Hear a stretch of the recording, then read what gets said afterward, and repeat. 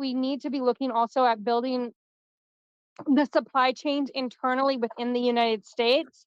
And I don't just mean like the public private partnership, and that's where I've been mostly focused, but it's really important for the war efforts and all of the things that we're doing right now, because a lot of the stuff that's going to stabilize the United States and make us better able to fight, whether that's kinetic or non kinetic, is currently being built, but most of them will not be completely completed until the end of 2027.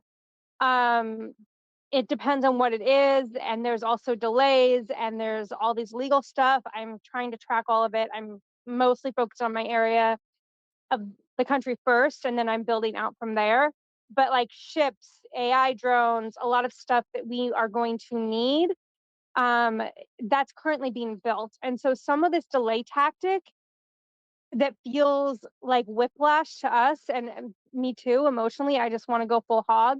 There is some on the ground um, factors like refitting old buildings to build those drones, putting um, uh, putting nuclear energy on more of our ships, things like that, that are going to be very important, and those things take time as well. Also building up our human supply chain, our labor. That's happening, that's in progress. It's currently happening, but again, that's going to take time and training. Even going fast, these things take time. So I just want to make sure like that we're kind of putting that in the discussion, that we are trying to rebuild our national supply, and that's part of what makes us strong. And those are factors in what we can do and what kind of risks we can take, and losses that we can kind of swallow, because there will, unfortunately, in every war there will be losses. Obviously human life is the greatest loss, but there's going to be ship losses, and there's going to be drone losses, and there's going to be things like that, and we need to be able to rebuild quickly so that we can absorb those losses, and the supply chain is something that's really important in that. So anyway, my soapbox is done. Okay, this is gonna be quick. Last time someone mentioned something that happened during World War II, someone came along after the fact and made it sound like this was the United States Army of World War II. What I'm talking about is when Sketchman or Monkey mentioned the war economy in the United States. Okay, it's totally different war economy than it was in World War II. In World War II, every company in the United States was put on a war footing doing something. The automobile industry was producing aircraft, tanks, that kind of stuff, not cars. Okay. This is strictly a war footing for the industries already making the weapons, the ammunition, and the like. People like Northrop Grumman. Okay. It's not the Coca Cola having to switch over and just produce a few flavors because they have to bottle water, which is what Coca Cola did during World War II. Okay, it's not a full turning America into the arsenal for democracy. The arsenal that fed tanks across the northern reaches, what's now the Baltics, to Russia, aircraft to Russia, all that shipping, all that stuff that they got from us that helped them do their part in the war. The British got some stuff from us too, including, you know, Sherman tanks that they really didn't like, but they used. The Australians got them as well, and not to mention the arms. The Tommy submachine gun was very, very popular in almost every military allied with the United States. So it's a different mentality. It's a different set number of companies involved. Yes, they're on a war footing. No, they're not on a World War II footing. That's all.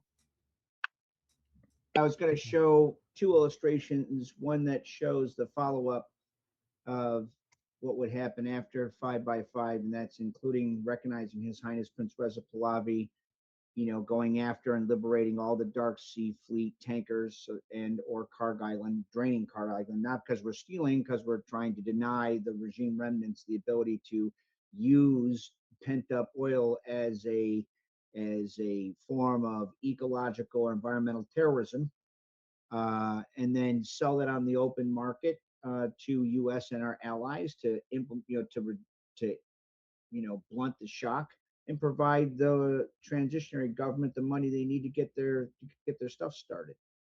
On top of all that, it kind of had I had a illustration that outlined some of the vetting that would have to happen and what that means. Right? All of those things, if done, these things can be done. Things are moving in the right direction.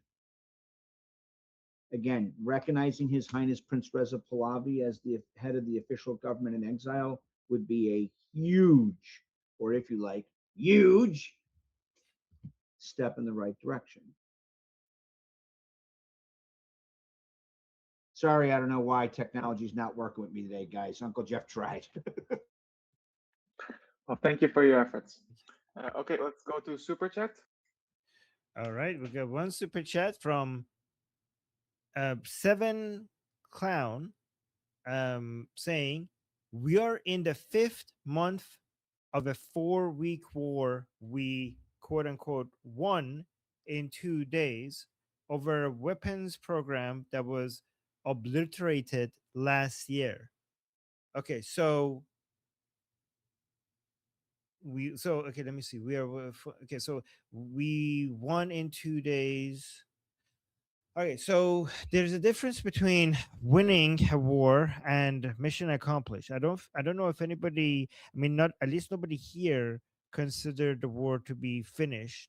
And just because the war we were winning the war, like the United States has been winning the war throughout this. Winning something doesn't mean it's finished.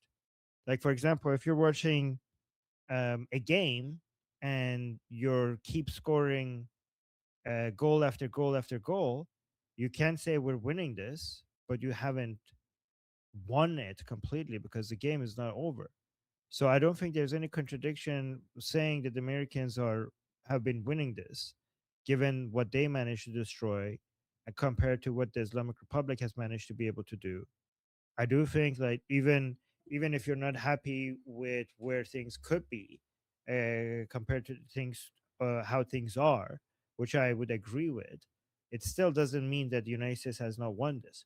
Look, for example, if you had a bet that, I don't know, Team A is going to score 10-0 against Team B, and right now it's like almost at the end of the game, almost like halfway through the game, and there's just like 2-0, you're still, Team A is still winning, but it's not what you wanted, right? So by any measurement, the United States is winning the war against the Islamic Republic. But winning is not what is good enough. We want the complete annihilation of the Islamic Republic, and we want it fast. And maybe our expectations are so high, but just because what we want, what the ideal situation is not happening, that doesn't mean the Islamic Republic is winning this. There is no way that the Islamic Republic is winning and United States is losing. United States is definitely the winner so far, and it will be continue. Even if it doesn't reach the goals that we want, the United States is winning this and will continue to win this. Also, you're saying over a weapons program that was obliterated last year. It was. All 3 of those sites were destroyed. You're talking about the enrichment uranium facilities. All 3 of those sites were destroyed. Just because something is destroyed, it doesn't mean that they cannot have a new one. So saying that the nuclear program was destroyed is not a contradiction. It's not a contradiction to their claim that, yeah, they're running it up, they're making a new one. Like, if you, again, I mean, these are basic examples. If you have 3 cars and I blow up 3 of your cars, and then I say I destroyed all his cars, and then he goes buys a new car, or like, well, you said you blow up all his cars. Why does he have a new car? Oh, well, because he bought a new one. I'll go blow up that one as well. Like, I don't know. I don't know if you think you're finding contradictions. I don't see any contradiction. I mean, I have criticism for the White House. I mean, I think everybody here does. But I don't think, if you think you're finding contradictions, I'm not seeing the contradictions. Am I missing something here? I don't think I'm missing anything here. Yeah. Jeff, you want to add anything to Okay. this? I do have another super chat. So Jeff, let's Jeff refer to this, and then I go to the second super chat.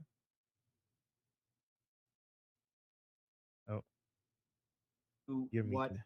Armin is saying, this is the Mullah regime's strategic intent. Because they're pseudo-theologically motivated, it means that they don't give up their underlying goal. They just modify their behavior superficially in response to external pressure. And that's why when you sit there and think about what occurred, so this was the old model. This is prior to Midnight Hammer, right? Mullah regime is 2 weeks away from 11 bombs. Israel does its air campaign because they're not going to go quietly and die quietly for people's convenience, nor should they.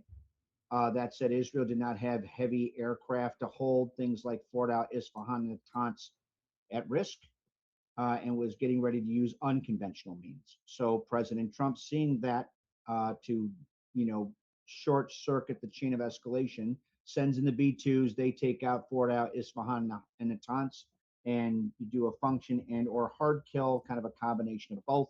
So the Mullah regime then does post-strike adaptation. They go through three things: disruptive technology, which is things like Silix, which fits in a garage; stockpile laundering by coal-lined actors, which is why President Trump said, not only is it they can't build it, they can't. I want to know where they moved it, and they can't buy any on the open market. It's the reason why he said that. Or alternative approach, an alternative WMD profile to include advanced biological weapons and or radiological dispersion devices. And what that means is that ultimately, if you want to end, even though Operation Midnight Hammer did indeed destroy the Mullah regime's traditional approach towards building, obtaining visual grade weapons grade material, because the Mullah regime is inelastic in its behavior, if you want to ensure that they don't get a WMD, the Mullah regime has to go. So yeah, Armin was right on the money. And the idea that somehow you were sold a false bill of goods is very much based on disinformation, and or misinformation pushed by non-interventionists. Tragically, a lot of them whores for the regime remnants because they get paid to be their mouthpiece, whether that's Tucker or leftists or whoever. Good job there, Armin. My name is Armin Navabi. I'm an Iranian political analyst with decades of experience fighting the Islamic regime inside and outside of Iran. Make sure you follow me for more, and also make sure you join our discussion group. I'm there almost every single day. Come talk to me there and the rest of the people there in our group calls. It's a great place to meet and talk to people who like talking about politics. The link is in the description and or in the bio. You could also get there by scanning the QR code on the screen. See you there.